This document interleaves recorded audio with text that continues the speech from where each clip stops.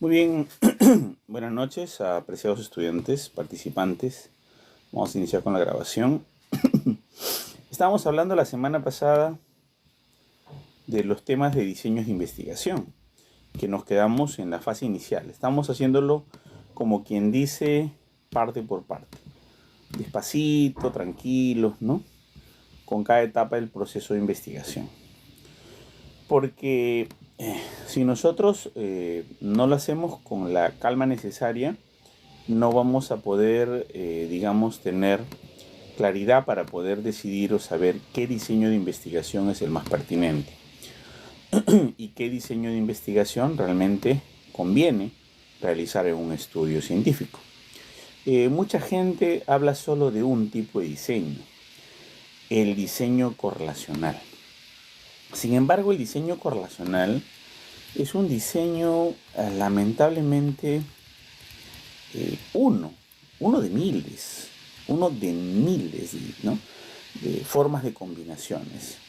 Entonces, los diseños de investigación son la forma como tú vas a hacer de manera ordenada tu investigación científica.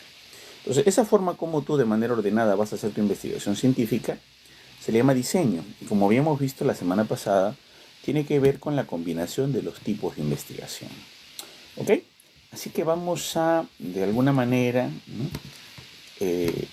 Trabajar los diseños de investigación de la manera más perfecta posible. Y esa manera no es otra cosa que llevarlos de la mano paso a paso a contemplar los diseños de investigación. Muy bien, voy a compartir pantalla. Me dicen por favor si se está visualizando la pantalla. Entonces, acá tenemos los diseños de investigación. ¿Me confirman? ¿Se puede ver? Sí, Perfecto. Muy bien. Entonces, la semana pasada hemos visto básicamente qué es un diseño, ¿no? De acuerdo a la orientación básica o aplicada, de acuerdo a la técnica de contrastación, si es descriptivo, si es explicativo o si es experimental, de acuerdo, ¿no? a otro aspecto llamado la direccionalidad, que es muy importante y es un aspecto trazador. La direccionalidad es fundamental porque va a establecer si un trabajo es prospectivo o retrospectivo. Y eso va a depender básicamente si es que la investigación parte de la causa en el presente al efecto en el futuro, o si parte del efecto en el presente para buscar una causa en el pasado. Eso es lo que se le denomina de acuerdo a la direccionalidad. Entonces, de acuerdo a la direccionalidad, tenemos trabajos retrospectivos y prospectivos, como lo habíamos visto. Y también si es prospectivo o si es retrospectivo. Eso es fundamental, lo prospectivo y lo retrospectivo. También de acuerdo a la evolución del fenómeno estudiado, que lo vimos, ya sea longitudinal o ya sea transversal. También hemos visto, de acuerdo a la comparación de las poblaciones, si un trabajo pertenece a una sola población o si un trabajo compara poblaciones. Y eso es lo que lo denominamos comparativo, ¿no? Entonces hemos hecho todo un pool de elementos para poder tener claro y poder tener la asociación, ¿no? De los tipos de investigación. Y la combinación de esos tipos de investigación es lo que se le denomina diseño.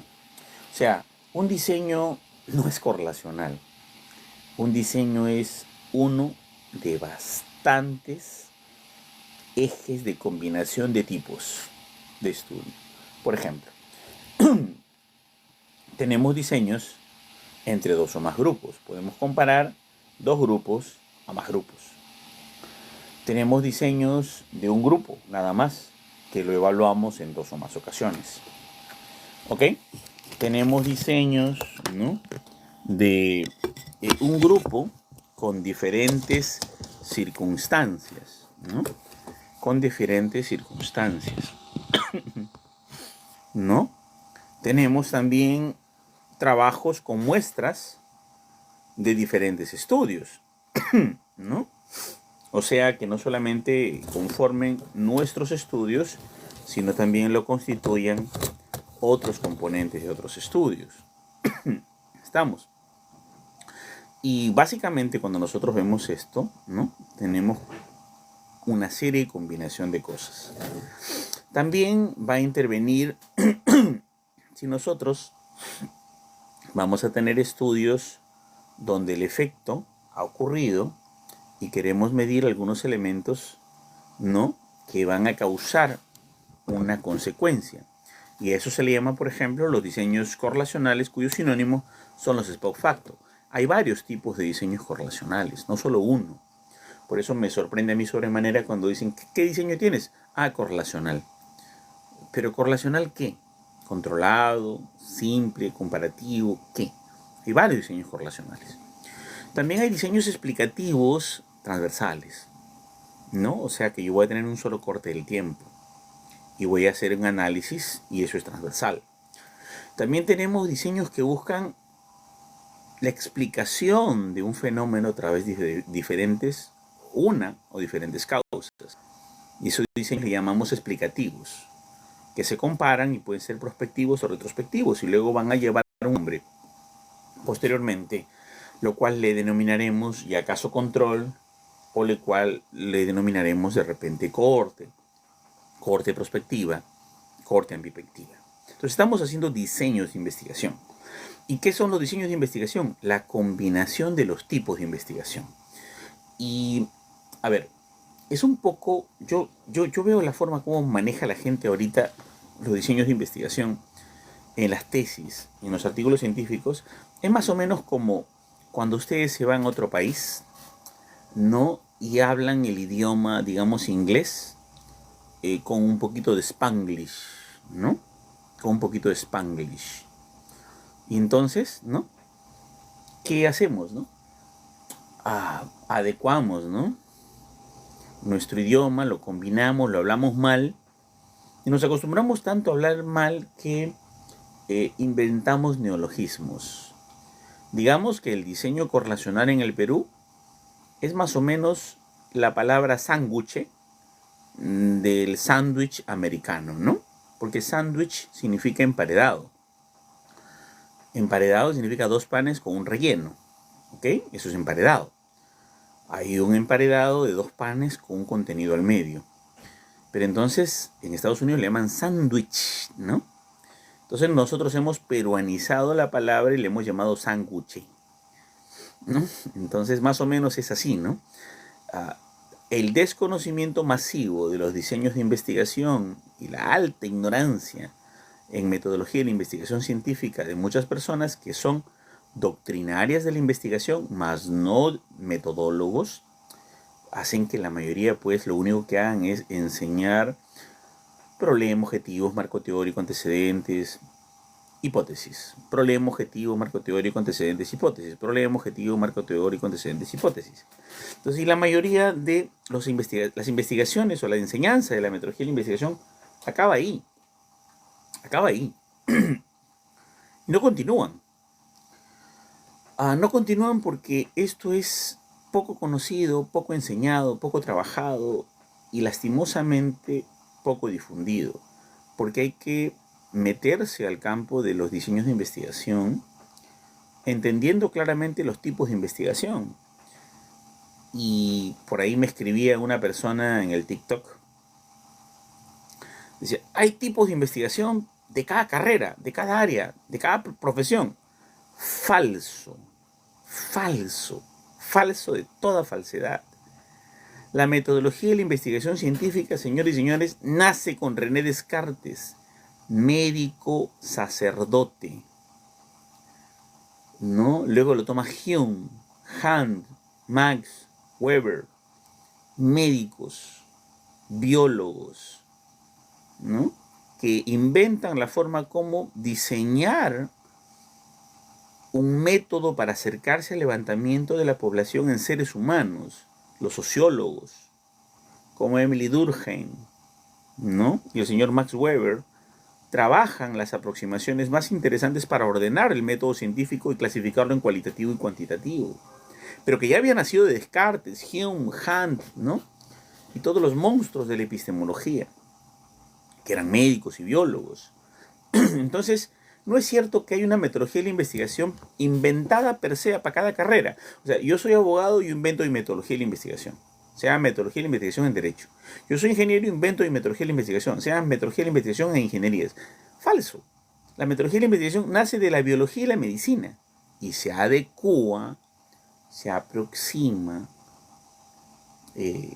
digamos, se modela a cada área del conocimiento.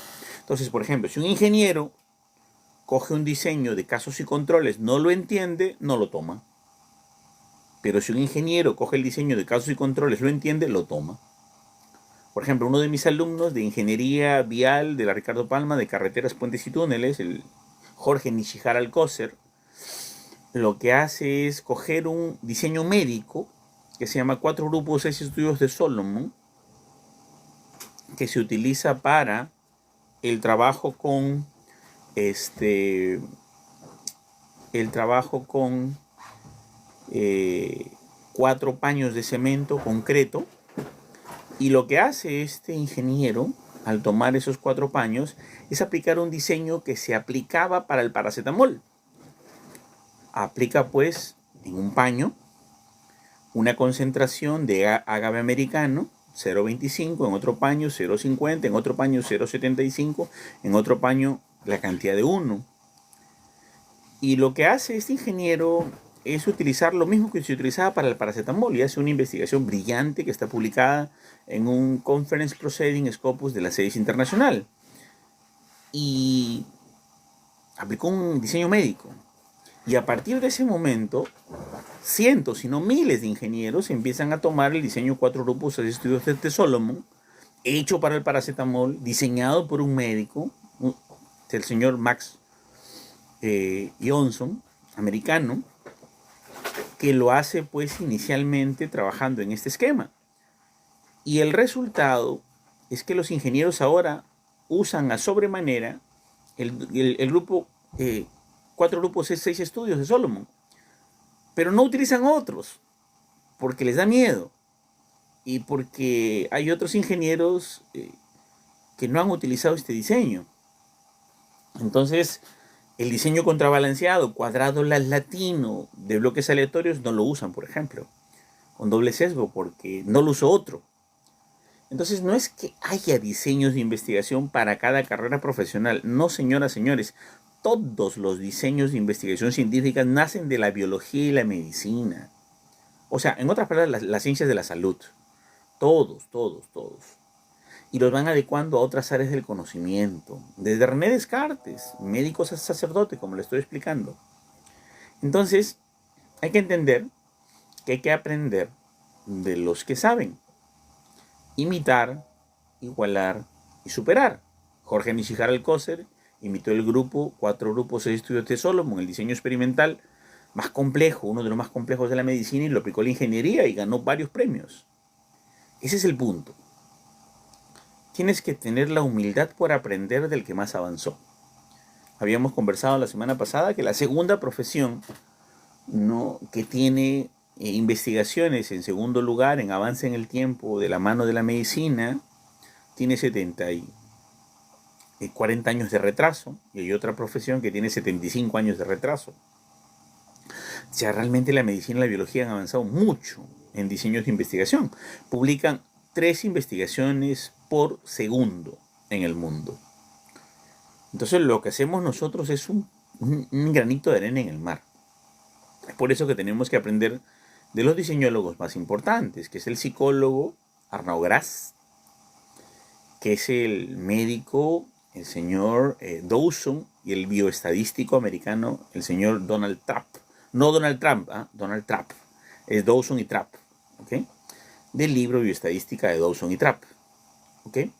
Entonces tenemos que tener claramente eso y utilizar a las mejores metodólogas que han escrito libros en el mundo, que me han inspirado a mí a escribir varios de mis libros, que es la enfermera Polit Conhangler, de la Organización Mundial de la Salud, y la señora Canales y la señora Pineda, de la Organización Panamericana de la Salud, de la OPS.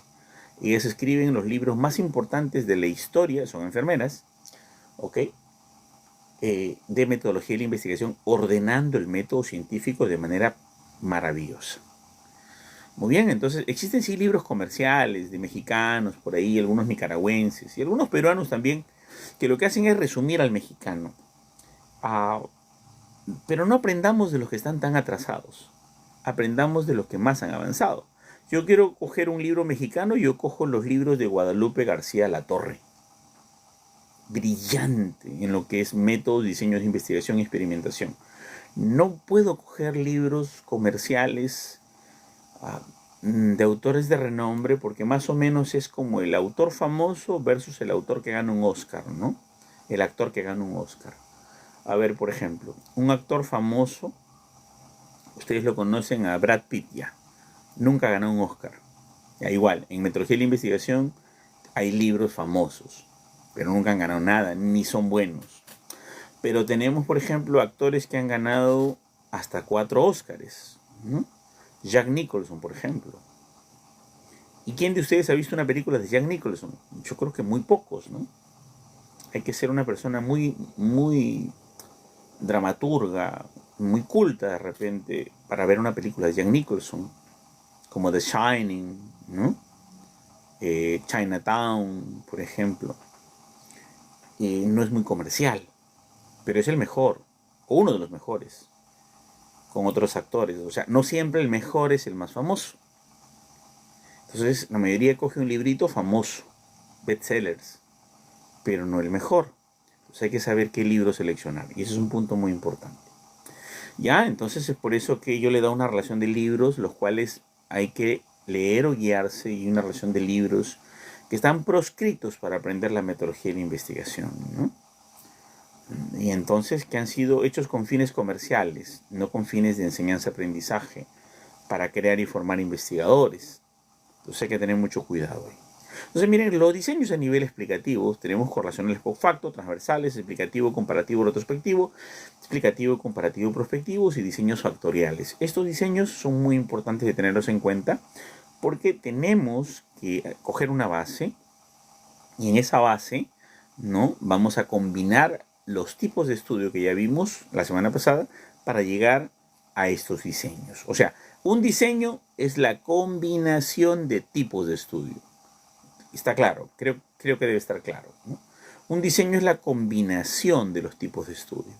Entonces tenemos en diseños experimentales, por ejemplo, el diseño experimental con sujetos diferentes, ¿no?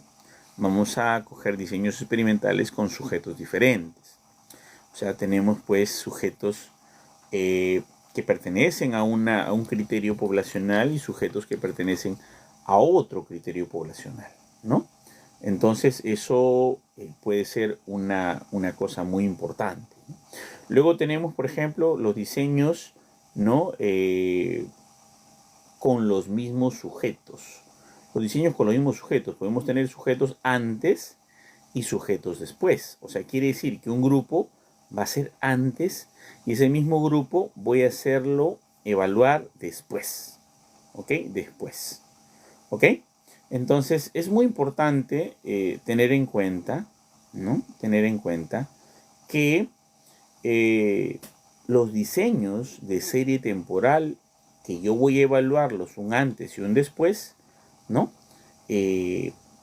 pues va a hacer, digamos, hacer un seguimiento. Y cuando hacemos ese seguimiento, pues tenemos que tener toda una serie de procesos de investigación, ¿ya? Toda una serie de procesos de investigación, ¿no? Porque ese seguimiento va a implicar pues una secuencia, visitar, ¿no?, llevar de la mano, o hospitalizar en otros casos, o ir a ver viajes, ¿no?, a visitar nuevamente a individuos que pertenecen a un área, o viajar y revisar terrenos y ver cómo han evolucionado, como los ingenieros, ¿no? Van, evalúan la carretera al mes, 2 meses, 4 meses, 6 meses, hacen un seguimiento. Entonces, eso es cuando trabajamos con los mismos sujetos u objetos, diseño experimental. Pero también hay diseños complejos, donde tenemos más de una variable independiente. Toda investigación científica, especialmente a nivel experimental, ¿no?, trabaja con una variable independiente y una variable dependiente. Pero además de ello, ¿no?, además de ello, pueden haber varias variables independientes, y a eso se le llama un diseño factorial. un diseño factorial.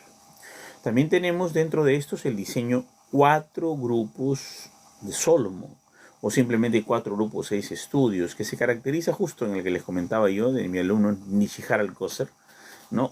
Todos los que le voy a mencionar y los ejemplos son de mis alumnos y del éxito de ellos, porque los buenos alumnos siempre logran grandes éxitos si es que uno los guía de la manera correcta, ¿no? Hay ensayos secuenciales o experimentaciones secuenciales, diseños de un solo grupo después, diseños pre-test post-test con un solo grupo, diseños de comparación estática y comparación de un solo grupo después, diseño de serie cronológica interrumpida, diseños experimentales de caso único. ¿Ok? Entonces, como veremos, hay toda una serie de diseños experimentales. Uy, algo pasó, un ratito. Okay. Entonces, empecemos hablando de los diseños descriptivos. ¿Ya?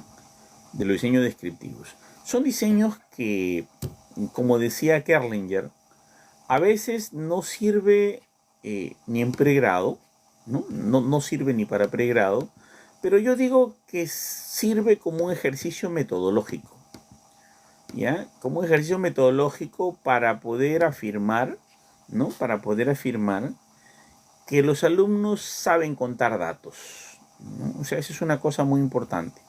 Los alumnos tienen que saber contar datos. Si nosotros no podemos hacer una investigación científica, si nuestros alumnos no empiezan con lo más básico. Y el conteo de los datos, pues, es lo más básico que hay, ¿no? Entonces nosotros vamos a veces a hacer una investigación y en esa investigación nosotros lo hacemos a nuestros alumnos palotear, ¿no? Y esos serían los estudios descriptivos. Vamos a contar información nada más, de una sola variable. Por ejemplo, quisiera saber el nivel de conocimientos de aprendizaje basado en problemas en profesores de Lima y Trujillo. Quisiera saber cuántas señoritas tienen anemia en la carrera de Ciencias de la Comunicación. Quisiera saber cuántos caballeros han logrado emprender una empresa y han egresado de la carrera de Administración de Empresas de la Universidad del Pacífico. Quisiera saber cuántos estudiantes han trabajado en obras de carreteras egresados de ingeniería civil. O sea, contamos datos nada más, ¿no? Eso es lo que hace un estudio o un diseño descriptivo, contar datos, contar información. Ojo, la información puede ser muy buena, puede ser muy diversa, muy dispersa. Pueden haber muchísimos elementos para medir una variable, ¿ok? Muchísimos elementos, pero hay que tener en cuenta de que es solo contar información. Entonces es por eso que el señor Kerlinger dice que un estudio descriptivo no es valedero para una tesis ni para una investigación. Es más, no debe considerársele como investigación científica, porque toda investigación científica se hace con un problema de investigación. Entonces, si un problema de investigación que requiere, Kerlinger dice que debe requerir como mínimo 2 variables.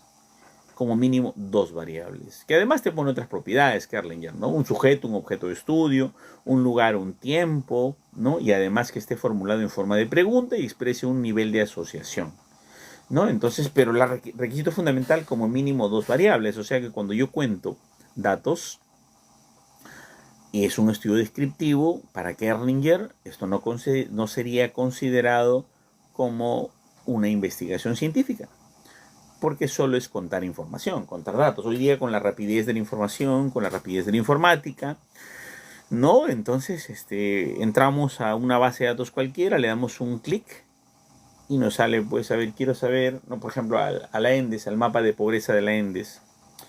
Quiero saber cuántas personas tienen acceso al gas, qué tipo de gas compran y cuántos cocinan a leña.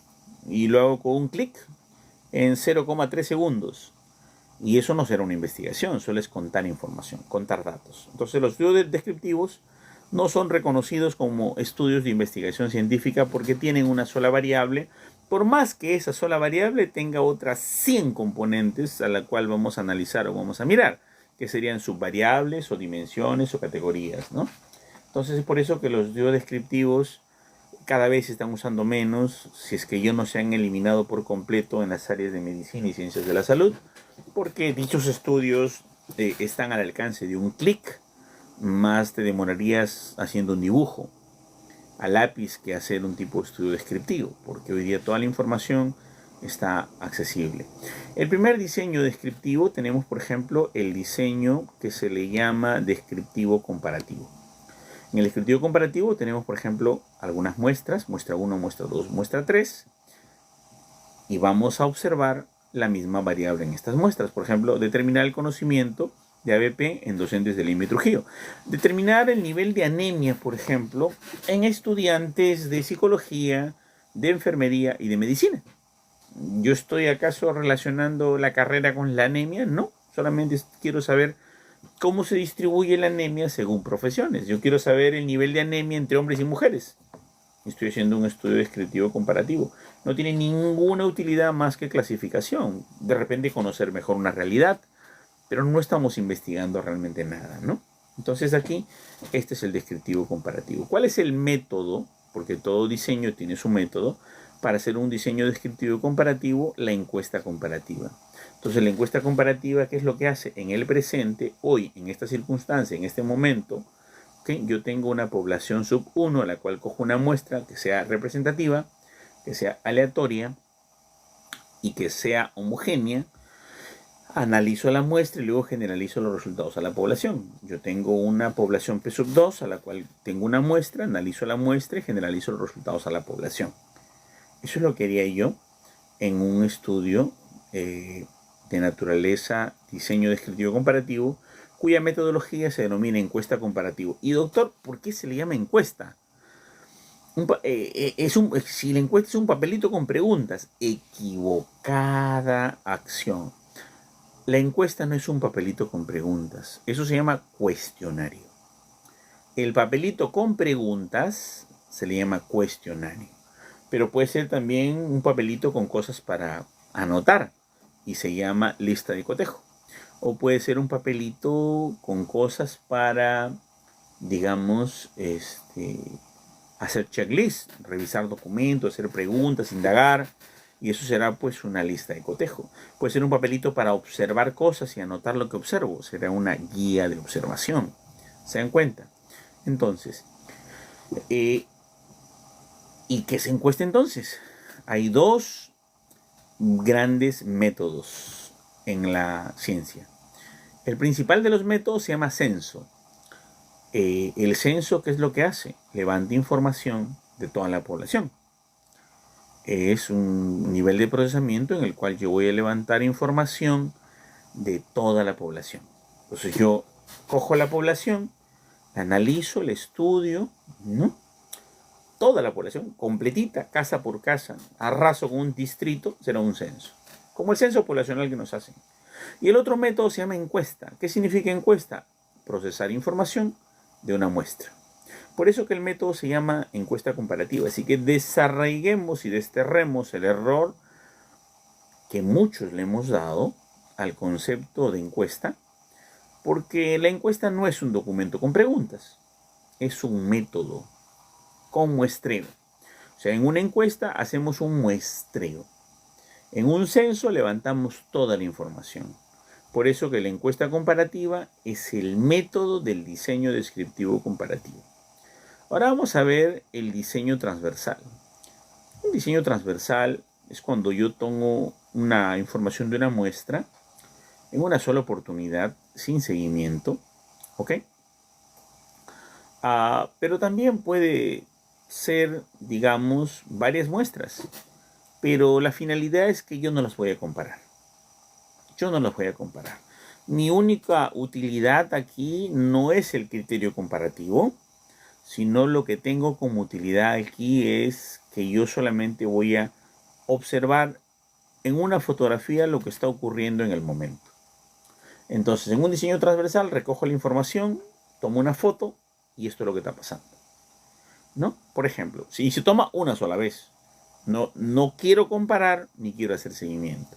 Entonces, en el diseño transversal, ¿cuál es el método? La encuesta descriptiva. Yo tengo, miren, una población aquí, calculo una muestra, analizo y estudio la muestra y extrapolo resultados a la población. O sea, hago una inferencia, una extrapolación, no inferencia, inferencia más es en analítico, una extrapolación de los resultados de la muestra hacia la población. ¿Se dan cuenta? Entonces, eso de allí es reconocido, contemplado como el método encuesta descriptiva. Y ya saben que encuesta no es el papelito con preguntas, encuesta es el método de muestrear a una población. Entonces el diseño transversal tiene como método la encuesta descriptiva. ¿Está claro? Supongo que está claro. Vamos a ver. Entonces, señoras y señores, ya entramos a otro diseño muy importante dentro de los descriptivos, a los cuales se le denomina diseño longitudinal. ¿Cuándo es un diseño longitudinal? A ver, miren, por ejemplo, en el caso del COVID, tenemos un paciente que se enfermó de COVID. Lo seguimos al hospital, lo seguimos a su hospitalización, lo seguimos a cuidados intensivos, lo seguimos a ver si sobrevive o fallece. Nosotros solo observamos, entonces hacemos el seguimiento completo y eso es un diseño longitudinal, hay un seguimiento. Usted le da, por ejemplo, a ver, es un proyecto de intervención y coge usted, le da el bono, había un bono, me acuerdo yo, de emprendimiento que se le daba a los empresarios, a los pequeños empresarios con RUS de las bodegas o de los mercados, y se les daba un bono, un dinero. Entonces hay un tesista mío que lo que hizo fue analizar qué hacían con ese bono, con ese dinero. Lo siguió a los 2 meses, a los 4 meses, a los 6 meses, al año, y a ver qué hacían con ese dinero. El 60% de ellos al mes habían pagado sus deudas, a los 2 meses también. A los 6 meses ellos habían utilizado el dinero para pagar deudas que tenían, no para invertir en el negocio, que era la finalidad del bono empresarial. Entonces siguió haciendo el seguimiento hasta el año y solamente el 2% había invertido adecuadamente el bono empresarial. Es un seguimiento, ¿no? Yo voy varias veces y hago un seguimiento. A eso se le llama un diseño longitudinal, donde las muestras tienen diferentes observaciones, pero la muestra es la misma que yo voy a seguirla en el tiempo y en el espacio. Entonces, por ese lado se va a trabajar. Y ese diseño longitudinal en el cual pues yo voy a hacer un seguimiento, una continuidad con el tiempo, para ver cómo evoluciona una enfermedad, un nivel económico, un proyecto de intervención, o simplemente para ver cómo varía, por ejemplo, la hemoglobina de los niños. Yo puedo evaluar cómo varía la hemoglobina de los niños a través de los meses y los años. Y hago seguimiento a niños anémicos y a ver cómo ha ido evolucionando y cómo ha ido mejorando, empeorando. Para luego, posteriormente, quizá pues hacer un estudio, ¿no? Que ya asocie variables. El método para el diseño longitudinal se denomina revisión de casos. Y podemos hacer lo siguiente en un método de revisión de casos, por ejemplo, ¿no? Yo tengo en el pasado una población P1, yo la sigo hasta el presente, ¿no? Pero de la población del pasado saco una muestra representativa, aleatoria y homogénea, y yo analizo los datos de esta muestra y luego extrapolo los resultados a la población. Y luego lo continúo y le hago el seguimiento. Y en el presente, digamos, tenemos la población, analizaré, sacaré una muestra, calcularé una muestra, pero la muestra no va a ser la misma que la anterior. La población va a ser la misma, pero la muestra no va a ser la misma. Analizaré los datos de la muestra y luego hago la extrapolación de los datos a la población. Y continuaré siguiéndolo quizás hasta el futuro. Entonces, esto es un estudio cuyo diseño se llama longitudinal, pero cuya metodología o método se llama revisión de casos, ¿no? El método de revisión de casos. Muy básico, muy importante, muy pequeño, pero relevante para algunas áreas, sobre todo donde queremos contar datos y conocer la realidad, ¿no? La realidad. Puede hacerse hacia la derecha o puede hacerse hacia la izquierda. Cualquiera de las rutas se puede tomar. Ahora sí entramos, señoras y señores, a lo que nos interesa. Doctor Zamora de los Godos, usted que tanto critica el diseño correlacional, nosotros, el otro día en el doctorado en educación en Cantuta, hicimos un ejercicio interesante, el año pasado fue, ¿no? Bien interesante que empezamos a buscar por Google, ¿no? Por Google, muchas tesis, muchas tesis. Y esas tesis que hemos elegido, pues yo dije a los alumnos que cogiera cada uno unas 20 tesis en promedio. Entonces cada alumno cogió unas 20 tesis en promedio. Entonces, y que anotara qué diseño tenía. Hicimos un Excel, ¿no? Bueno, una semana hicimos ejercicio, 20 minutos, otra semana 20 minutos, otra semana 20 minutos. Al cabo de la mitad del ciclo paramos el experimento y evaluamos cuántas tesis habían evaluado. Habíamos recogido, algunos alumnos entusiastas habían hecho más trabajos, habíamos llegado a las 320 tesis. Y las 320 tesis, todas eran diseño correlacional. Mi pregunta es, y les dije en ese instante a los estudiantes, ¿no? ¿Cómo puede ser posible? ¿Cómo puede ocurrir eso? ¿Cómo puede suceder que 320 tesis analizadas, las 320 tesis sean correlacionales? Oye, ¿qué tan bueno es este diseño? Y bueno, analizaremos un poquito qué tan bueno, qué tan malo es este diseño realmente, porque el diseño correlacional es el más débil de los diseños explicativos o analíticos. Y encima le ponen correlacional descriptivo. No, momento. Craso error. El diseño correlacional es un diseño que no es descriptivo. El diseño correlacional es un diseño explicativo. Entonces, encima que le habían puesto todos correlacional, encima, todos estaban mal. Las 320 tesis decían correlacional descriptivo. Y estaban todas en Google. Entonces mis alumnos me dicen, pues doctor, es frecuente. Y si es frecuente, pues está correcto. Si la mayoría lo hace así, así tiene que ser. Si la mayoría lo hace así, así debe ser. Bueno, los que sabemos hacer las cosas correctas, sabemos que a veces la única forma de hacerse es la correcta, y la correcta puede ir en contra de todo. Absolutamente de todo.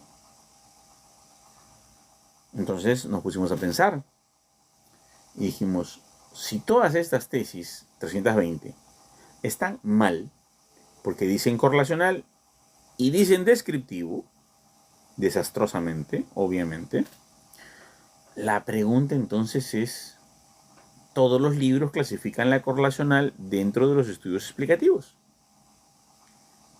Entonces, ¿qué pasó? Si todos concuerdan en ese mismo acápite, o todos están en la razón y los libros están mal, o todos están equivocados. Bueno, revisamos los libros, ¿no? Dawson y Trapp, Johnson, ¿no? Pineda, Canales, ¿no? Varios libros de la OMS, el OPS, varios libros americanos, todos en inglés. Y nos encontramos con la sorpresa, que yo ya más o menos sabía, porque ya había escrito algunos libros antes, que los diseños correlacionales de ninguna manera pueden ser descriptivos. Porque lo correlacional es explicativo, porque tiene dos elementos. La variable independiente X y la variable dependiente Y. Dentro de una muestra. Profesor, disculpe. No, yo no quiero establecer una relación entre una variable causa-efecto, independiente, dependiente. Yo solo quiero correlacional. Quiero correlacionar. A ver, ¿qué quieres correlacionar? Yo quiero correlacionar el liderazgo con el desempeño docente. No quiero ver la causa, solo quiero correlacionar. Y yo digo, disculpa, pero, a ver, no te entiendo. Es que solo quiero una correlación. ¿Y para qué la correlación? Como para qué, ¿no? A ver, yo te hago una correlación. Los ticos se pintan de amarillo. Los Lada se pintan de verde. Los Mustang se pintan de rojo. Correlaciono el color con el modelo de auto. ¿Y qué con eso? O sea, ¿cuál es mi utilidad en la ciencia? ¿Cuál es mi utilidad en la vida académica? ¿Cuál es mi utilidad en mi investigación científica si yo voy a cometer un infantilismo tan absurdo de solamente a ver qué hay y qué está con qué y qué se acompaña a qué. A ver, por ejemplo, los altos usan short, los bajitos usan pantalón. ¿Y qué con eso? Son preferencias. Entonces, ese término no dibujaba, no cuadraba, porque la literatura dice que la variable independiente con la variable dependiente están dentro de un diseño correlacional, y un diseño correlacional se expresa buscando la causalidad y el efecto. La variable X es causa, la variable Y es efecto. X abscisas, Y ordenadas. X, variable independiente, Y, variable dependiente. Y eso es matemáticas. Y la metodología de la investigación científica es matemáticas. No es poesía, no es letras. Bueno, la investigación cualitativa sí, ¿no? De repente es un análisis hermenéutico, fenomenológico, etnográfico. Menos mal que me especialicé en investigación cualitativa también, porque si no, de repente salía engañado por el sistema. Pero la investigación cuantitativa en el diseño correlacional tiene dos variables adentro, variable independiente X, variable dependiente Y. Pero ¿cuál es la diferencia de los demás tipos de investigación o de los demás diseños de investigación? Es que en el diseño correlacional hay una sola muestra. Ok, a ver, explíqueme eso, doctor. Una sola muestra. A ver, tengo 100 alumnos de odontología. 100 alumnos de odontología. Quiero saber cada alumno, según su edad, cuántas piezas dentarias tiene. Ah, interesante, profe. A ver, vamos a ver. Cada alumno de odontología, por si acaso, tendrá la variable edad in situ. Es obvio, profe, todas las personas tienen edad in situ. Solo el no nacido no tiene edad. Bueno, pero el estudiante de odontología es un ser humano, sí, tiene la edad in situ intrínseca en su ser, ¿cierto? Perfecto. ¿El estudiante de odontología, por si acaso, tendrá boca y tendrá dientes? Sí, profe, tiene dientes. En su variable in situ, intrínseca de su ser, de su persona, ¿tiene dientes y cuántos dientes tiene? Muy bien. Entonces, ese estudiante de odontología tiene edad y tiene dientes. Yo quiero correlacionar la edad, variable independiente, con el número de dientes, variable dependiente. Un solo sujeto de estudio, un individuo, una persona que tiene in situ y de manera intrínseca la variable independiente X con la variable dependiente Y, la variable independiente X que es la edad y la variable dependiente Y que es número de dientes. En ese contexto, yo tengo una sola muestra, no me importa 150 estudiantes de odontología, una sola muestra, variable independiente, edad, variable dependiente, número de dientes, pero tienes una sola muestra. Eso es el diseño correlacional. Medir una variable X y una variable Y dentro de una sola muestra, porque se puede, porque tiene las características intrínsecas para medir ambas variables en un solo sujeto de estudio. Pero ¿qué pasaría, damas y caballeros? ¿Qué pasaría si nosotros tenemos otro tema como este, por ejemplo? A ver, miren, un tema muy interesante, pero muy diferente. ¿En qué medida el liderazgo de los centros educativos se relaciona con el nivel de deserción de los estudiantes? El liderazgo en los centros educativos se relaciona con la deserción de los estudiantes. A ver, tiene que ser un sujeto de estudio. Y yo he visto esta tesis que les estoy comentando en más de 40 oportunidades como correlacional. A ver, vamos a ver si es cierto. Si cumple el criterio intrínseco, dos variables. A ver, ¿quién tiene el liderazgo en un centro educativo? ¿El profesor? Puede ser. ¿El alumno? No, el alumno es un obediente, un ser formado bajo un sistema.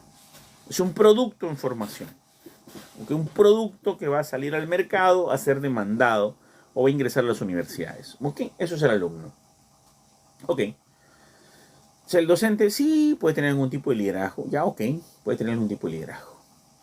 Pero el liderazgo se ejerce entre iguales.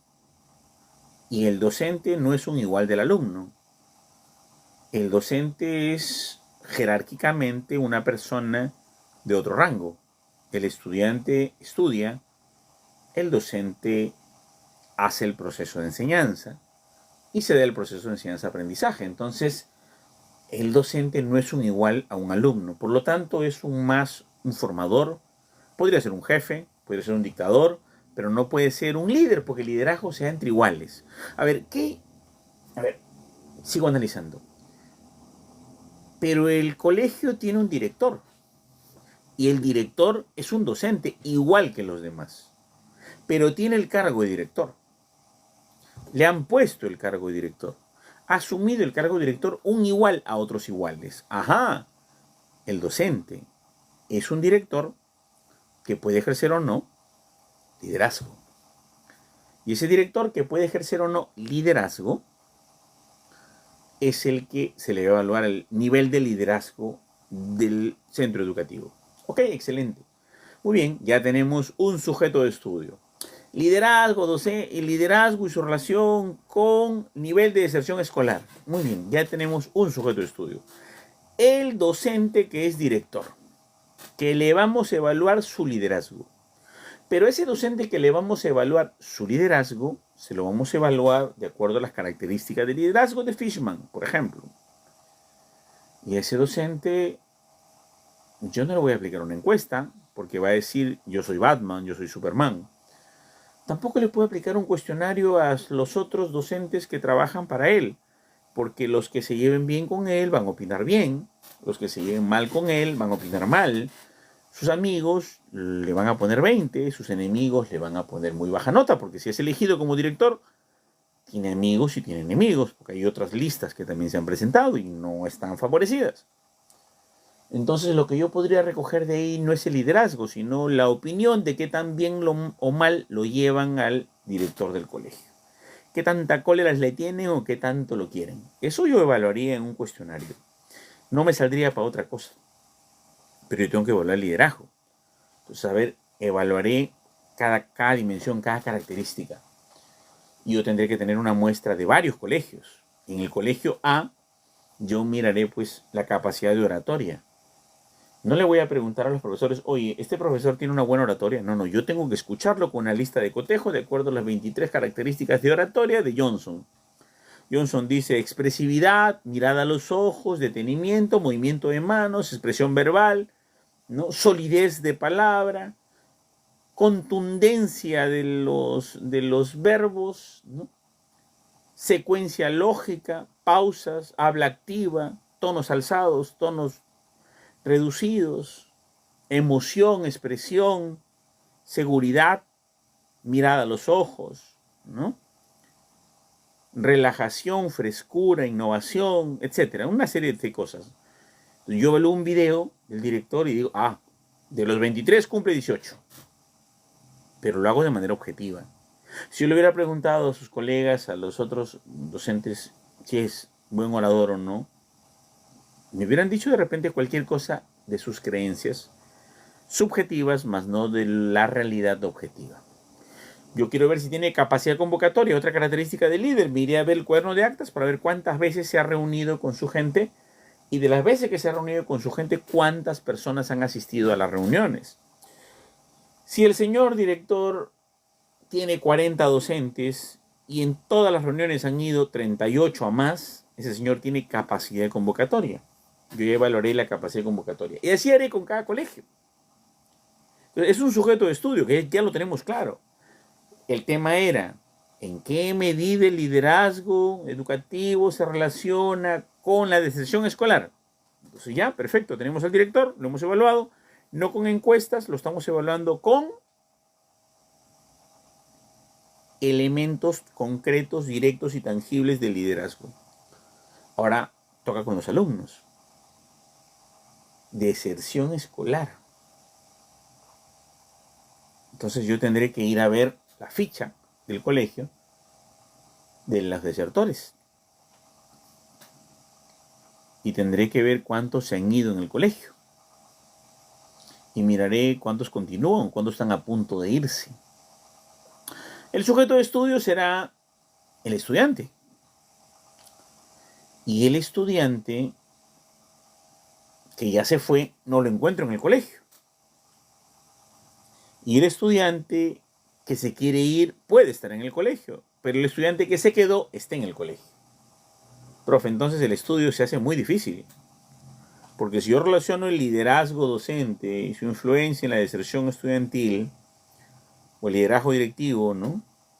Y su influencia en la deserción estudiantil, tenemos un gravísimo problema. Porque son dos sujetos de estudio. Uno es escolar y el otro es el director. Jamás podría ser correlacional. Porque son dos sujetos de estudio, son dos poblaciones diferentes. Una muestra de estudiantes, yo cogeré pues una muestra de estudiantes que han desertado, una muestra de estudiantes que continúan y analizaré también una muestra de docentes. Sobre todo de directores. Entonces ya tenemos tres poblaciones. Para nada eso es correlacional. Entonces, ¿por qué todas las investigaciones dicen que eso es correlacional? ¿Sabe Dios? De repente, una metodología que no es metodología de la investigación, pero que es una metodología un poco autóctona nuestra, ¿no? Otro tema. ¿En qué medida, ¿no? Por ejemplo, el consumo de alcohol se relaciona con la violencia doméstica? El consumo de alcohol en los varones se relaciona con la violencia doméstica. A ver, cojo una muestra y digo, bueno, me voy al barrio de Villa María del Triunfo, ¿no? A distrito de Villa María del Triunfo, BMT, o San Juan de Lurigancho, o ATE, ¿no? Entonces, tomo como concepto, a ver, yo entrevisto a cualquier familia, y entonces voy a sacar el nivel de consumo de alcohol y su relación con la violencia doméstica. Yo estoy asumiendo que todos los jefes de familia o todos los hombres son ebrios. Todos toman alcohol. Y eso no puedo asumirlo. Si fuera edad con peso, sí. Pero estamos hablando de consumo de alcohol. O sea, hay gente que no consume alcohol. Hay gente que consume alcohol esporádicamente. Hay gente que consume alcohol en cada cumpleaños. Hay gente que consume alcohol semanal o interdiario. O sea, no puedo mezclarlos. No puedo hacer un estudio en Villa María del Triunfo asumiendo que todos los de ahí son borrachos o alcohólicos. Eso es absurdo. No es una propiedad, una característica poblacional a la cual yo puedo decir que es intrínseca a todo individuo, a toda persona. Y tampoco puedo asumir que todos los hombres que toman licor golpean a sus mujeres o sus parejas. Es otra argumentación intrínseca absurda que no necesariamente puede ocurrir. Puede ser que de cada 100 hombres ejerza violencia doméstica ebrio a su pareja 2 o 3. Y el resto toma licor y se queda dormidito en casa. No, se acabó. Entonces, eso no puede hacerse con una sola muestra, ¿no? Yo he visto trabajos, ¿no? Relación entre el consumo de licor y la violencia doméstica en Pamplona. O sea, esta persona que hizo el proyecto de tesis asumió que todos los de Pamplona eran alcohólicos. Y todas las mujeres de Pamplona las golpeaban. Algunas más, otras menos. Y eso no es así, pues. Entonces, ese no podría ser nunca un diseño correlacional. ¿Qué puede ser un diseño correlacional? Por ejemplo, a ver, estudiantes de odontología. Yo enseñé 14 años en odontología, ¿no? En Chimbote y Trujillo. En ese tiempo, pues, mis estudiantes de odontología eran una muestra de estudio para varias investigaciones, ¿no? Entonces, mis estudiantes de odontología, por ejemplo, tienen horas de estudio. Horas de estudio. Algunos estudian 1 hora diaria, otros estudian 2 horas diarias, otros estudian 5 horas diarias, otros estudian ante el examen, otros no estudian nunca. Bueno, pero tienen un método de estudio, cantidad de horas. Horas 0, horas 20, horas 10. Y tienen una nota. En mi curso, una nota, 12, 15, 18, 20. Entonces yo puedo relacionar horas de estudio con nota del alumno de odontología. Pedro, que estudia 3 horas, sacó 14 diarias, ¿no? María, que estudió 2 horas, sacó 16. Juan, que estudiaba 4 horas diarias, sacó 18. Percy, que estudiaba 3 horas a la semana, sacó 11. Yo puedo establecer una relación entre horas de estudio con nota porque tiene una sola población, las dos variables son intrínsecas, las dos pertenecen a un solo sujeto de estudio y eso es correlacional. Pero el resto no, pues. El resto no. Definitivamente no. Y vamos a hacer un ejercicio nuevamente con mis alumnos de doctorado esta vez, de Cantuto otra vez. Y una de las cosas que me gusta hacer en el doctorado es romper paradigmas. Y les aseguro que vamos a buscar otras 100 tesis más, o 200 tesis más, o 500 tesis más, y todas van a decir estas 5 palabritas. Cuando ustedes encuentren esto en una tesis, van a darse cuenta que esa tesis está mal hecha. ¿Ya? Yo ya encontré el secreto de una tesis mal hecha.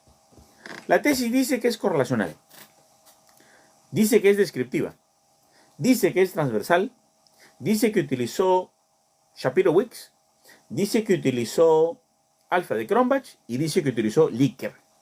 Si una tesis dice Likert, alfa de Cronbach, Shapiro-Wilks es correlacional, transversal y descriptiva, esa tesis definitivamente, sin lugar a duda, está totalmente mal elaborada. Sin lugar a duda. Yo reviso cualquier capítulo, cualquier parte de esa investigación está pésimamente mal elaborada. Muy mal elaborada. Porque 5.000 tesis más dicen exactamente lo mismo cuando no tienen un sujeto de estudio con 2 variables intrínsecas en una unidad individualizada, en una sola persona, en un solo individuo, en un sujeto de muestreo, en un sujeto de estudio, la variable independiente con la variable dependiente. Y sí, señores, en un estudio correlacional es variable independiente con variable dependiente, X y Y, matemática. La matemática no muere. Es variable causa, variable efecto, variable X, variable Y, variable independiente, variable dependiente. La matemática no puede estar eximida del análisis estadístico ni del diseño de investigación. Mucha gente le llama variable 1, variable 2. Variable A, variable B. Yo le pregunto, oye, a ver, cuéntame. ¿En qué autor está variable 1, variable 2, variable A, variable B? No, es que es correlacional nada más. Yo lo que quiero es correlacionar. Mi idea, doctor, es solo una correlación. A ver, la gente de color así como yo, ¿no? Oscurito, usa buzos. Y la gente de color caucásico usa ternos o trajes de vestir. Yo correlaciono el tipo de ropa con la raza o con la etnia, ¿no? ¿Y de qué me sirve eso? O sea, ¿hay algún sentido tener la lógica de asociar 2 variables porque sí? Por ejemplo, asocio que la gente que fuma bebe y la gente que bebe fuma. Ya, pero ¿cuál es el valor agregado? O sea, ¿qué quiero medir detrás de eso? ¿No quiero relacionar a lo mejor conductas adictivas y quiero establecer causalidad? Tendría que ser XY. No podrían dejar de ser XY. O sea, como yo no sé de diseños de investigación, yo mejor le quito la matemática. Como no sé de matemática, le quito el X. Como no sé de matemática, le quito el Y. Y como no sé de matemática, le quité el X y el Y y le puse 1 y 2 a y B. Entonces ustedes leen que esas tesis que les acabo de comentar, que dicen correlacional, que dicen transversal, que dicen descriptiva, que dicen Shapiro-Wilks, que dicen alfa y Cronbach y que dicen escala Likert, ¿no? Esas tesis tienen además las variables como variable 1 o variable 2.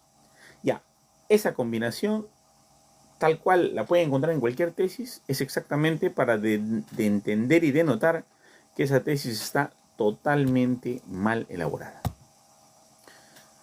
Totalmente mal elaborada. Si encuentran esas palabras juntitas, ya sabemos que esa tesis puede haber sido clonada, inventada, falsificada, o de repente hecha muy bien, con muy buen trabajo, con muy buen trabajo, imitando tesis mal hechas, de mala fuente.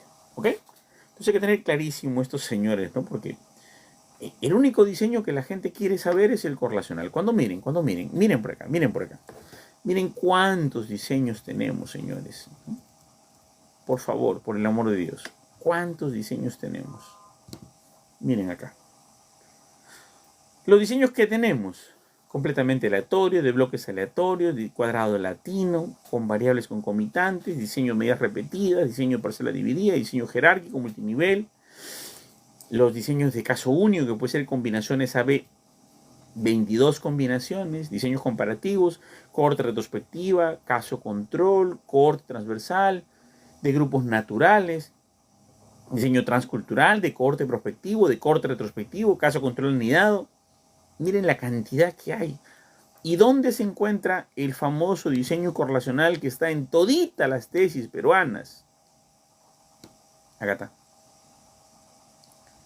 Es uno de 79 diseños de investigación. Uno de 79 diseños de investigación. Yo pienso que pasó algo más o menos por los años 80.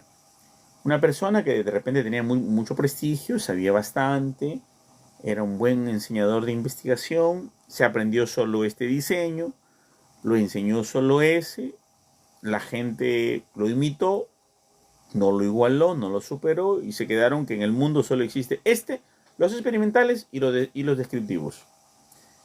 Cuando hay un montón, el correlacional controlado, diseño de predictivo transversal, diseño predictivo longitudinal, ¿no? Cuando tenemos pues diseños explicativos con variables observables, ¿no? Diseños explicativos con curvas de crecimiento, tipo regresión de Cox y Kaplan-Meier, diseños explicativos de grupos múltiples, explicativos longitudinales de panel.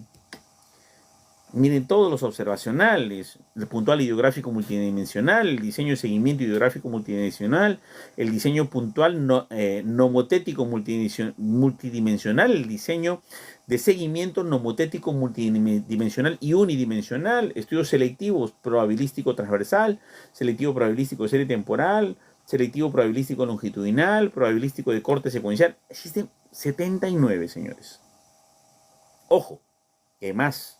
No son los únicos. No son los únicos. Entonces, decir que la ciencia es solo un correlacional es algo pasó con las personas en determinado momento que lastimosamente se quedaron en este pequeño diseño y se saltearon al experimental, ¿no? Por una misteriosa razón, una misteriosa causa, ¿no? Nosotros cuando estudiamos química en la academia, la profesora de química era muy buena, pero a veces había clases que no se le entendían, ¿no? Nosotros teníamos un concepto. Yo estudié en la Academia Pitágoras. Me preparé en 1988 para postular a la universidad. Entonces, en 1988 recibíamos de Miss Chi, ¿no? Así se apellidaba la profesora, las clases de química. Y cuando no entendíamos la clase, rompíamos la hoja. Íbamos en fila india al basurero y botábamos la hoja arrugada. Toda la hoja, la rompíamos. Era nuestra señal de protesta que no habíamos entendido. Pienso yo que esa misma señal de protesta de no haber entendido se quedó en los que enseñaban metodología de la investigación y se quedaron atrapados en el diseño correlacional. Todas las demás páginas creo que las han roto. Los diseños cuadrado latino, contrabalanceado, anidado, 4 grupos de estudio de Solomon, cohorte, caso control, cohorte retrospectiva, cohorte ambipectiva, los diseños factoriales simples, secuencial simple, secuencial múltiple, los diseños de doble concomitante, con seguimiento, con control apareado, sin apareamiento. O sea, como no lo entendieron, rompieron la hoja y la descartaron. Y dejaron uno solo, el que comprendieron, el correlacional. Y para colmo lo comprendieron mal. Porque dijeron variable 1, variable 2. No, es variable independiente y variable dependiente. Eso es lo que pasó en algún momento. Y ojo, solo pasa en Perú. En ninguna parte del mundo se habla de diseños como se habla en Perú. En ninguna parte del mundo. ¿Ya? Eso es un problema propio. Así como tenemos problemas a nivel político, ¿no? Con nuestros presidentes que tienen alguna condición especial, muy frecuente, solo es sui generis del Perú. Ok, hemos acabado con el diseño correlacional, que es uno de los peores diseños analíticos, malísimo, pero es el primero de los analíticos explicativos, pero malísimo. Ok, vamos a empezar a hablar ahora del diseño causal comparativo. O sea, hay dos bloques. El diseño correlacional, que puede ser correlacional simple, correlacional controlado, correlacional pareado, etc. Y tenemos el causal comparativo. Pero cuando hablamos ya del causal comparativo, ya no estamos hablando de una correlación. Cuando hablamos de un diseño causal comparativo, estamos hablando de dos bloques. A ver, ¿no sería mejor, digo yo, en el tema del liderazgo, que hace rato habíamos visto con respecto a la deserción de los estudiantes, elegir colegios donde hay buenos líderes y escoger colegios donde no hay buenos líderes? Previa evaluación de liderazgo a través de un instrumento sistemático para poder recolectar información y, mediante una guía de observación o lista de cotejo, identificar a los líderes realmente. Tendría dos grupos. Y en esos dos grupos tendría yo cuántos estudiantes desertan en colegios donde hay líderes, buenos líderes, y cuántos estudiantes desertan en colegios donde no hay buenos líderes. Ojo, cuando hablo de líderes, hablo de las 27 características de Fishman del líder. No me importa si el líder es socrático, democrático, autocrático, pancreático. O sea, líder es líder. Unos líderes pueden ser firmes, con carácter fuerte, vehementes. Otros líderes pueden ser pues blandos, linda gente, ¿no? Por ejemplo, Fujimori líder, no hablaba nada. Alan García líder, daba unos discursos maravillosos. Entonces, son muy diferentes, pero líderes. No, líderes pacifistas como Mahatma Gandhi, líderes violentos y genocidas como Hitler, ¿no? En el caso de Hitler. Pero el líder es líder. Entonces, estamos evaluando características del líder del libro David Fishman, edición 2014, en su edición séptima. ¿No? Entonces, él tiene propiedades de líderes, 27 características o propiedades según David Fishman. Entonces, evalúo, pues, ¿no? Y digo, a ver, 11 colegios de UGEL número 2 tienen buenos líderes, 19 colegios de UGEL número 2 no tienen buenos líderes. A ver, vamos a cortar, vamos a dejar 11, pero de esos 11 colegios donde tienen buenos líderes, cojo 11 colegios donde no hay buenos líderes y voy a evaluar el nivel de deserción de los estudiantes. Es otra cosa, armé dos grupos. Voy a colocar, hacer clases de simulación. A ver, cojo un grupo de estudiantes que haga práctica con simulador, ¿no? Con simulador, con aula multimedia, ¿ok? La multimedia fue interesante, ¿no? Mucho tiempo usamos la multimedia. No es nueva, por si acaso, ¿eh? Lo que ustedes tienen ahorita como aulas de simulación y toda esa cosa, la usamos de 1994, por si acaso.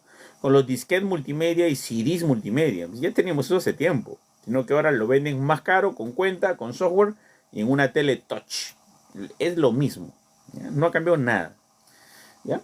Pero entonces, mira, tenemos la multimedia. Son los alumnos que llevan multimedia y los que no aprenden con multimedia. Entonces hicimos una investigación con uno de mis alumnos, especialista en educación, ¿no? Para ver este tipo de trabajo. Entonces él hizo un diseño causal comparativo muy bonito, ¿no?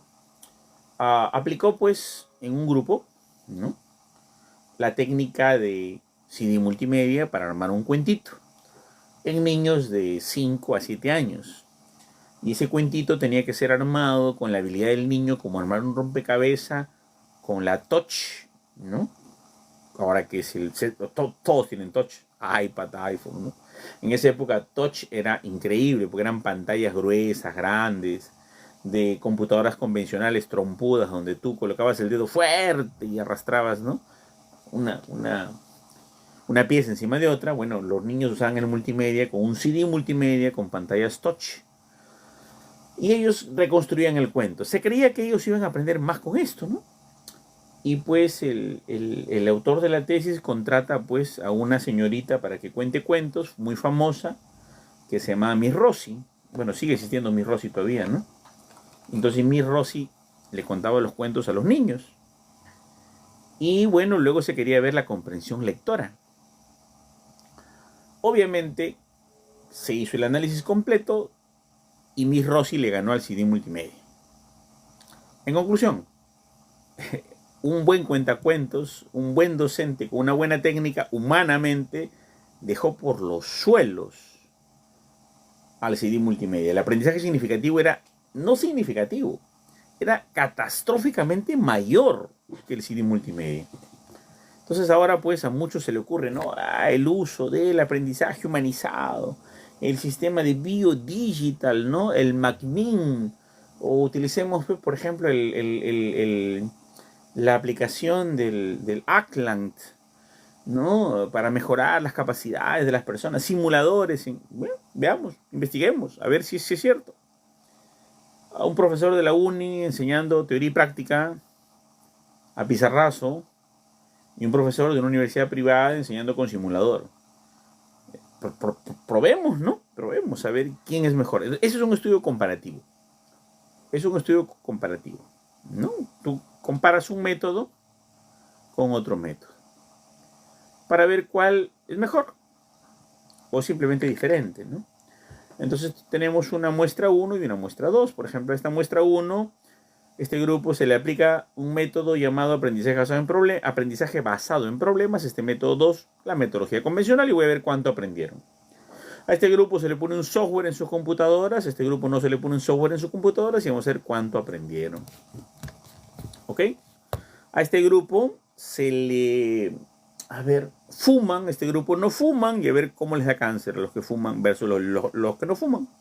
A este grupo pues se le da, toma licor, este grupo no toma licor y vamos a ver cuántos tienen cirrosis de hígado o hepática. O Alzheimer, ¿no? Que ahora se ha descubierto recientemente que el ciclo del acetaldehído es el culpable de todo, ¿no? El ciclo del acetaldehído es el culpable del cáncer, ¿no? De la hipertensión, de la obesidad. El ciclo del acetaldehído es culpable de la hipercolesterolemia, es culpable de cirrosis, insuficiencia renal, Alzheimer, Parkinson. En otras palabras, tomar licor es causante de todo, casi todas las patologías mentales y orgánicas, ¿no? Entonces, eso es descubrimiento de los últimos 3 a 4 años, ¿no? Sobre el ciclo del acetaldehído y muchas enfermedades, ¿no? Entonces, acá vamos a ver, ¿no? ¿Qué es el consumo de licor, ¿no? Lo consumen licor, los que no consumen licor y Alzheimer. Consumen licor, no consumen licor, cáncer de hígado. Y así puedo ir comparando dos grupos, pero ya tengo una atribución acá. Por ejemplo, estas señoras de acá, estos señores de acá, estas familias de acá toman licor. Estas familias de acá no toman licor. Y voy a ver qué nivel de violencia doméstica ha habido, ¿no? O puedo hacer al revés. Estas señoras de acá son señoras que están en la DEMUNA, que han denunciado violencia doméstica, Centro de Emergencia Mujer. Estas señoras de acá no han hecho esa denuncia. Y voy a ver cuál es la frecuencia de consumo de licor en su pareja, ¿no? Y acá también, frecuencia de consumo de licor en su pareja, y puedo asociar eso, ¿no? Acá tenemos una DIU, la té de cobre. Este grupo no tiene té de cobre. Y luego vamos a comparar la prevalencia de B bacteriana, ¿no? Entonces, para ver esto, un ratito, parece que vamos a silenciar a alguien que se está metiendo el audio. Un ratito, por favor. No, estamos bien. Sí, se estaba escuchando un poquito el audio. Ok. Muy bien, continuemos entonces.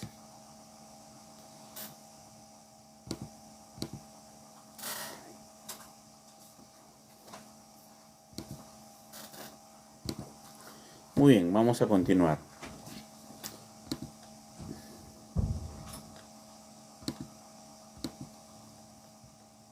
¿Me confirman si se ve bien? Cuando uno sale a veces regresa, no se visualiza bien la pantalla. ¿Se ve o no se ve? Sí, ¿no? Sí se ve, profesor. Ok, muchas gracias. Muy bien, sigamos viendo, ¿no? Entonces el causal comparativo tiene esta condición. Ojo, estamos hablando, señoras y señores, de investigación cuantitativa. Cuantitativa. Ya en el capítulo final vamos a hablar de cualitativa. Ya ahorita estamos hablando solo de cuantitativa. ¿Ya? De ahí luego, el último mes, de estos 6 meses de este diplomado en metodología de investigación, vamos a hablar de investigación cualitativa, ¿ya?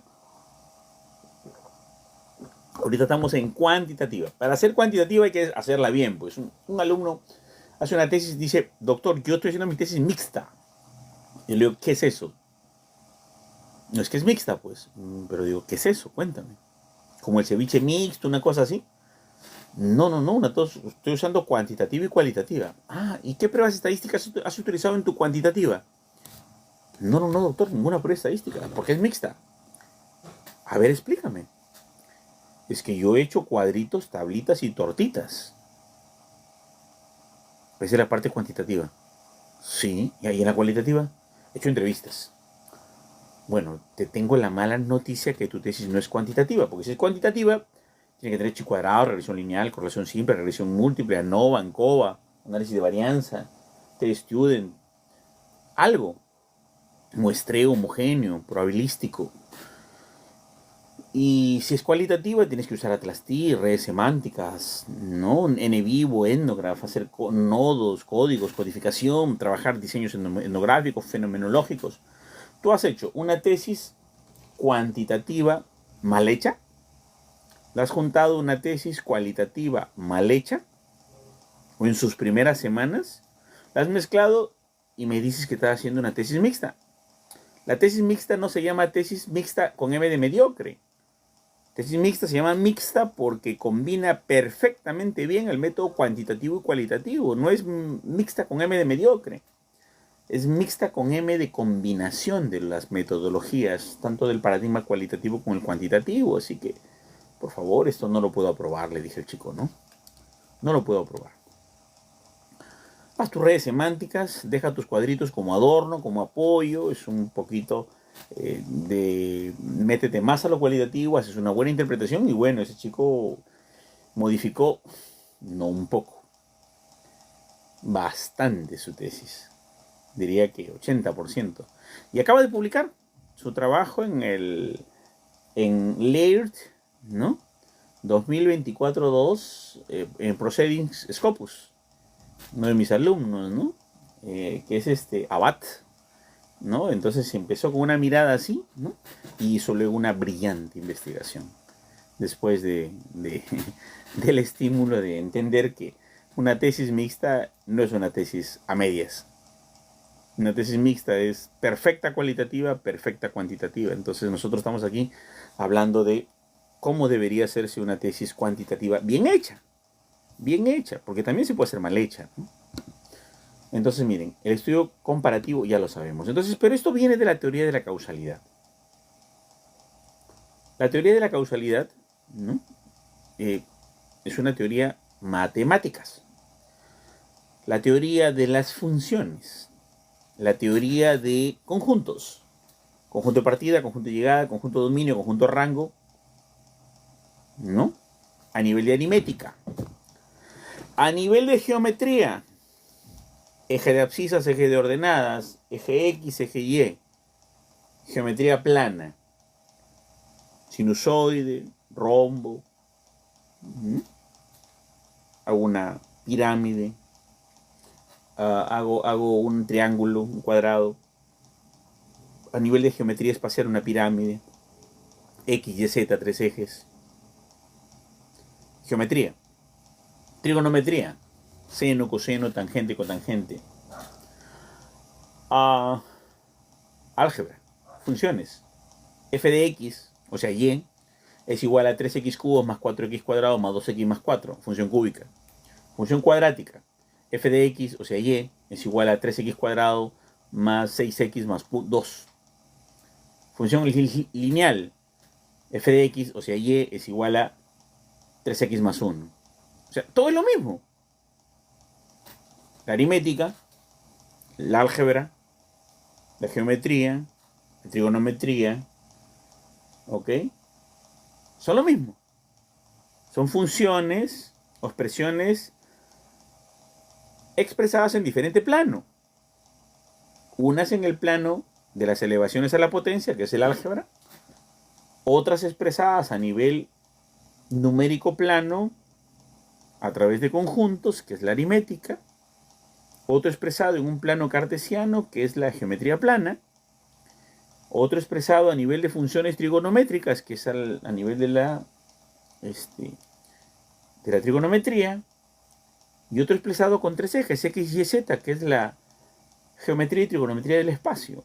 O sea, con dos variables independientes y una dependiente. O sea, decir que existe variable 1, variable 2 es desconocer la matemática. Las variables son independiente y dependiente, X y Y. Cálculo, funciones, derivadas, límites, continuidad, integrales. Primera integral, segunda integral, tercera integral, primera derivada, segunda derivada, tercera derivada. Construcción de planos en el espacio de acuerdo a la derivación y la integración. O sea, no podemos decir que las variables son variable A, variable B, variable 1, variable 2. Ya, da un poco de coraje ver que esas cosas pasan en nuestro país.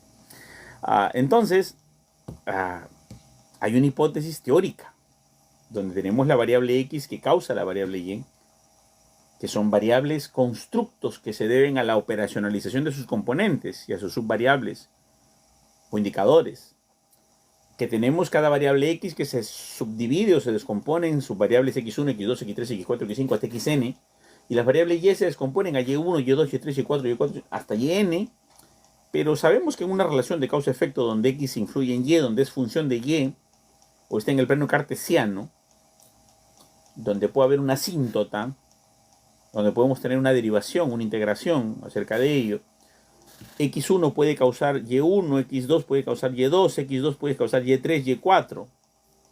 Pero lo que nos importa es la concepción empírica. Esta hipótesis empírica, donde los indicadores de los conceptos se relacionan una parte con la otra parte, pues tenemos que ponderarlas y tener la ponderación de la variable X con la variable Y relacionarlas en un plano total. Y eso sería la contrastación de la hipótesis. En las teorías de causalidad, ahí tomamos pues no solamente a Johnson, sino a Dawson y Trapp, ¿no? A varios monstruos de la estadística, de la metodología, de los diseños de investigación. Para mí, mi Biblia es Dawson y Trapp. No puedo hacer investigación si yo no he leído y no conozco a Dawson y Trapp. O sea, definitivamente podemos estar hablando de cosas sin base, ¿no?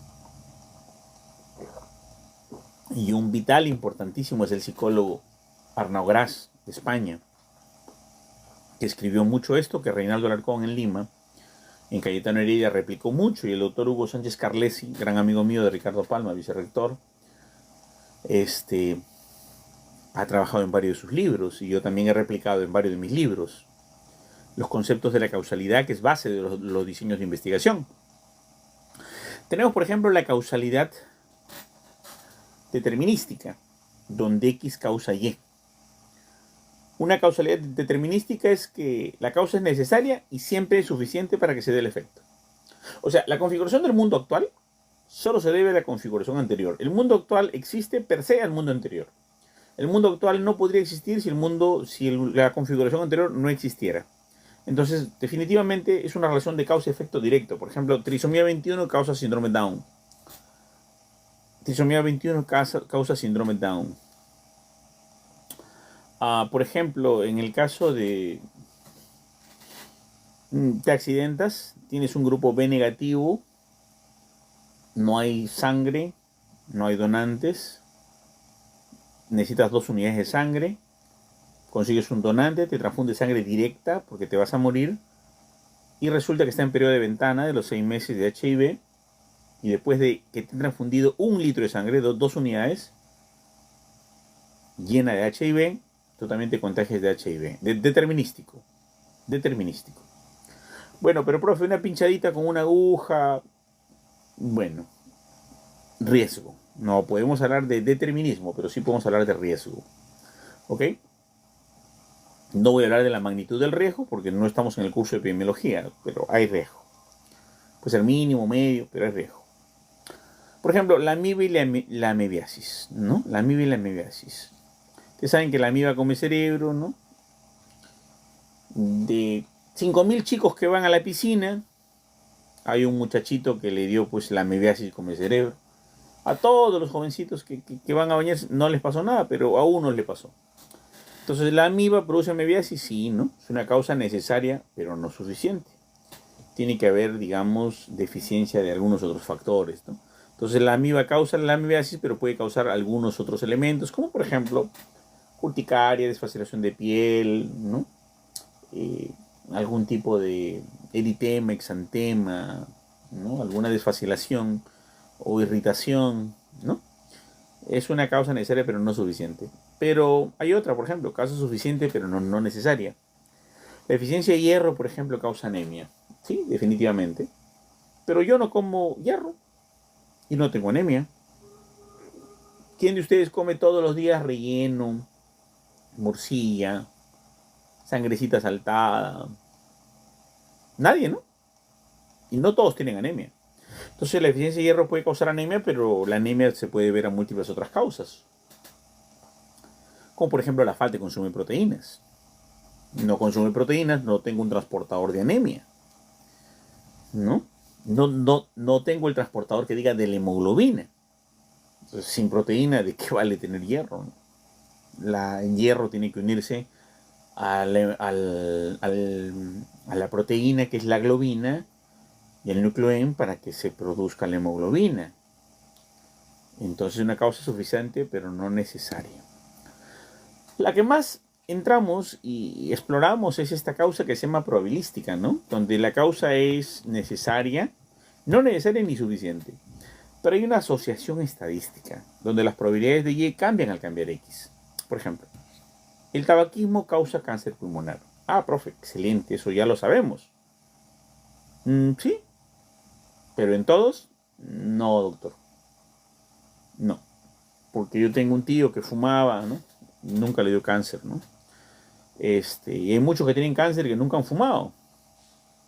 A ver, hay muchos que tienen cáncer que han sido parrilleros, que trabajan en pollos broste, que digan en pollos a la brasa, en anticucherías, ¿no? Hay muchos que tienen cáncer de pulmón y que han trabajado como corredores de combi, mototaxistas, motociclistas, policías de tránsito, deliveries, ¿no? Con cáncer de pulmón. O sea, no solamente el cigarrillo. El cigarrillo podría causar cáncer de pulmón, pero el cáncer de pulmón se puede ver otras causas. Pero el consumo de cigarrillo o el tabaquismo también no solo puede producir cáncer de pulmón, sino puede tener otros efectos, como por ejemplo, asma. Podría tener otros efectos como atelectasia, insuficiencia respiratoria. Podría tener otros efectos como por ejemplo hipertensión arterial, arteriosclerosis. El cigarrillo está muy asociado a la arteriosclerosis. Entonces, a esto le llamamos causa probabilística, ¿no? Es una causa que no es necesaria, ¿eh? Ni tampoco es suficiente, pero hay una asociación estadística, la más baja, lo que le llamarían algunos correlación, pero no, pues, no es correlación, tiene nada que ver eso. Hay una asociación estadística donde las probabilidades de Y, que es el efecto, Y es variable dependiente, X variable independiente, ¿no? ¿Ok? Las probabilidades de Y cambian al cambiar X. Pero la causa no es necesaria ni suficiente, porque toda relación de variables se debe a la teoría de la causalidad. Aquí tenemos un resumen. La causalidad determinística con X causa Y definitivamente se debe a Y y el mundo está configurado por Y porque Y se debe a que pasó X. Es cuando el nivel de significancia de P, o sea la significancia estadística, es menor de 0.001. Cuando tenemos una causalidad de X causa Y, la causalidad es suficiente pero no necesaria, y X causa Y, pero la causalidad es necesaria pero no suficiente, estamos hablando de una causalidad probabilística, no probabilística, sino menos que la determinística, pero más que la probabilística, llamamos necesaria y no suficiente, o suficiente y no necesaria. Aquí es cuando el valor de P, la significancia es menor de 0.01. Y cuando hablamos de causalidad probabilística, estamos hablando que la causa no es necesaria ni suficiente, pero hay una relación estadística donde el valor de P es menor de 0.05, es mayor de 0.01 y menor de 0.05, donde el P de Y de X es mayor que el P de Y de no de X. Entonces ahí va a haber una proporción significativamente mayor que va a establecer un nivel de odds ratio, razones de momio o razones de barros de ventaja, que serían niveles de riesgo, o las famosas triple R o doble R, que luego lo vamos a explicar cuando avancemos un poco más. Y en este sentido, pues tenemos los estudios de causa-efecto. En resumen, hay dos bloques, los correlacionales y los diseños causales comparativos. El correlacional, que tiene que ver con X y Y, variable independiente y dependiente en una sola muestra, y los causales comparativos, que tienen una variable independiente y una dependiente, pero a partir de dos muestras en adelante. Entonces vamos a tener en cuenta que en un tiempo temporal t sub 0, tenemos una población 1 y una población 2 con elementos que tienen la causa, y el grupo 2 que no tiene la causa, y vamos a evaluar, esperar un tiempo, donde en un tiempo t sub 2, en un momento posterior, tenemos las mismas poblaciones, ya sin la causa, pero vamos a esperar un potencial efecto. Este es el esquema general de la teoría de la causalidad, que lo expresan Mendenhall y Cochrane muchísimos años atrás, que Dawson y Trapp ya lo expresaran de manera clara y precisa en su último libro de bioestadística aplicada a la investigación, en el año 1994. Y en su última edición de Dawson y Trapp, Bioestadística Fácil para no estadísticos, del año 2019, pues se establece de manera muy clara la forma como se debe hacer diseños de investigación claramente definidas y claramente contempladas, de que tienen que haber generalmente dos poblaciones para tener un mayor nivel de precisión en el establecimiento de la causalidad de dos variables. Porque si no, ¿para qué haces una investigación si no vas a determinar la causa de algo? O sea, es algo ilógico. O sea, vas a hacer una investigación para ver si los que usan short también se ponen polo blanco, si están asociados. Vas a hacer una investigación para ver que los que se ponen ropa de verano también usan sandalias solo para ver. No, la idea de las investigaciones es establecer odds ratio, razones de valor de ventaja, razones de momios, riesgos relativos, riesgos atribuibles, predictividad, causalidad. Si no, ¿para qué investigas? Y los que le han quitado la causalización o la causalidad de las investigaciones son las personas que no quieren reconocer que la matemática existe. Y existe más que en ningún área en la investigación científica. Porque la investigación científica es matemática per se por la matemática, por las funciones, por el álgebra, por la aritmética. Y ese desconocimiento me imagino que debe haberse dado por algún no matemático que empezó a investigar y trató de quitar lo que no entiende del camino. Y es por eso que en la próxima sesión, no hoy, hablaremos un poco de los diseños de causa y controles, perspectiva histórica o corte retrospectiva, estudios de cohorte, estudios de varias cohortes y también de los experimentos. Bien, entonces nos estamos quedando, señores, acá. Gracias por su tiempo y ahora sí me gustaría escuchar alguna de las preguntas de los presentes aquí. Juana Gutiérrez, adelante, la estamos escuchando. Levantó la mano. Sí.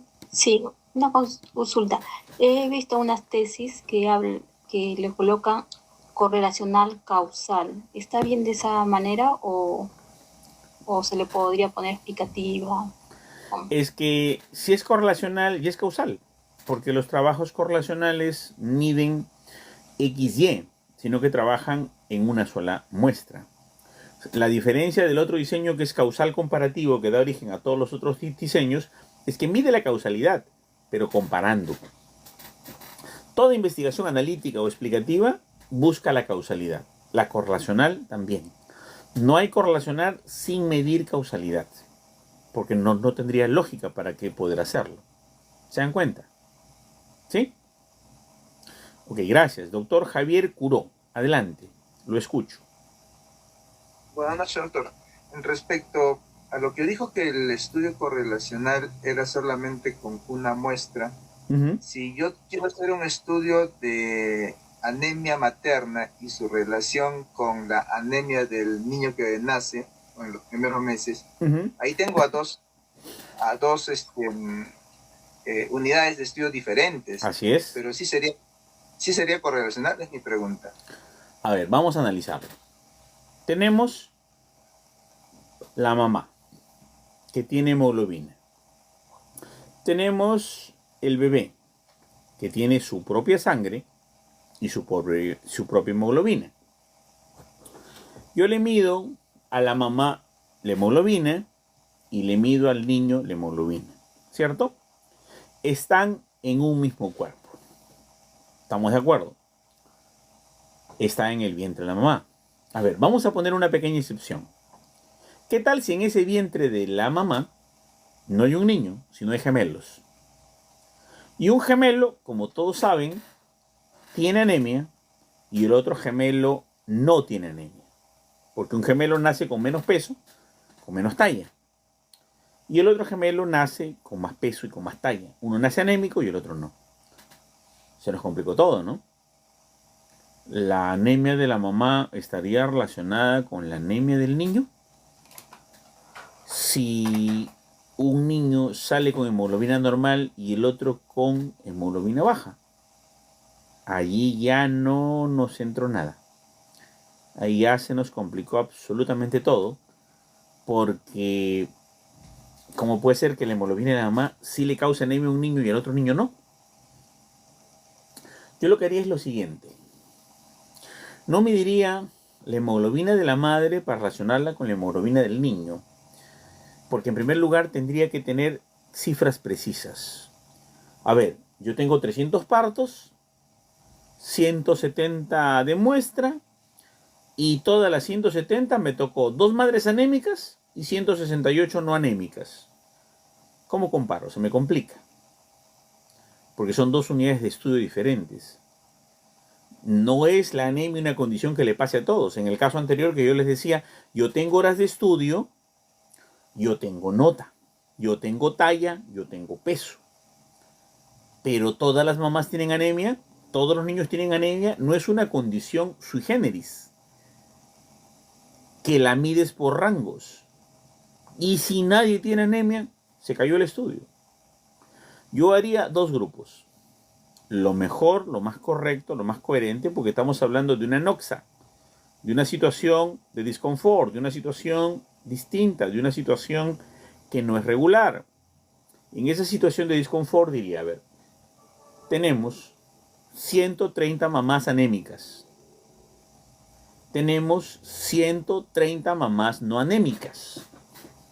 Criterios de inclusión, exclusión y eliminación. Peso similar, talla similar, etnia similar, procedencia similar, ninguna con patología, ninguna con morbilidad, ninguna con lesiones, ninguna con amenaza de parto, ninguna con placenta previa, ninguna con nada. Sanitas, sanitas, sanitas. Pero la diferencia es que 180 mamás tienen anemia, 180 mamás no tienen anemia. Ahora sí vamos a medir en cantidades justas y proporcionales la hemoglobina del niño. Dan a luz las mamás, salen los niños y le vamos a medir la hemoglobina al niño.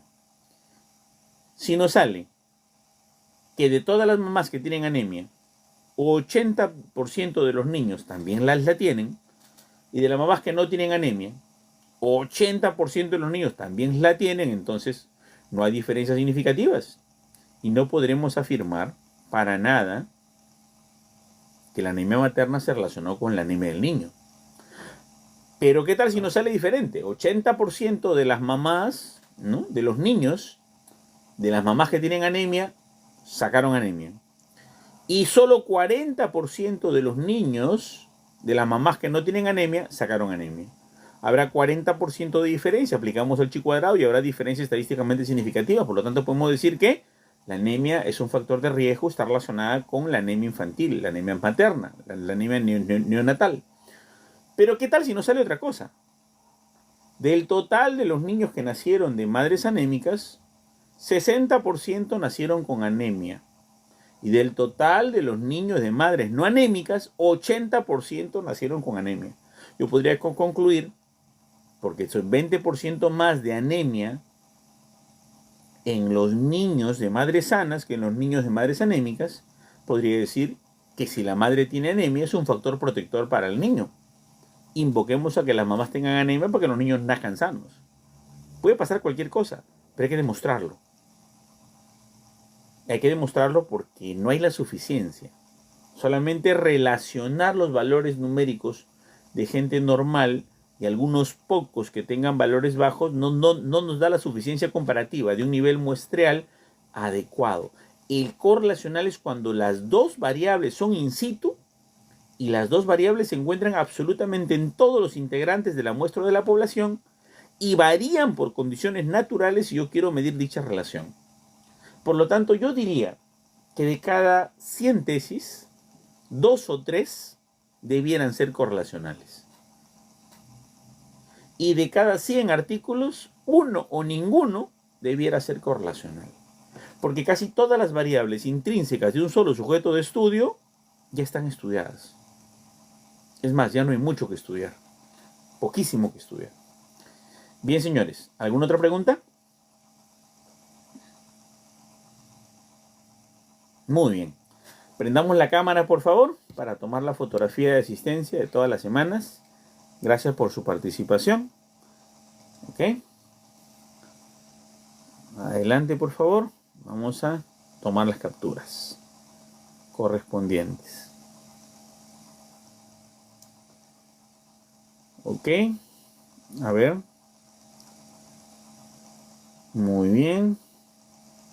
Vamos a tomar la fotografía, señores. Prendan sus cámaras. Ok, empezaremos. 1, 2 y 3. Ahí estamos. Listo. Gracias. Nos vemos entonces, señores. Hasta la próxima semana en la misma hora. Ya se le está alcanzando el enlace del aula virtual. Muchas gracias. Hasta luego. Cuídense. Suerte. Doctor. Gracias. Hasta luego. Hasta luego. Hasta luego. Nos vemos.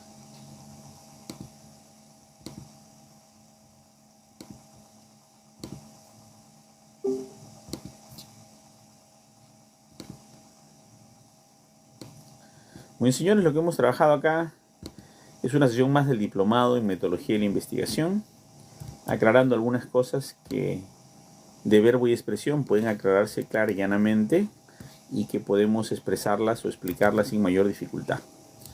Igual, cualquiera de ustedes está invitado pues a participar en dichas sesiones con la finalidad de poder tener pues un buen aporte en nuestro trabajo. Muy bien, gracias. Entonces hemos terminado con este live y bueno, esperando que les haya gustado y que haya sido ampliamente productivo. Ok, nos vemos entonces. Hasta luego.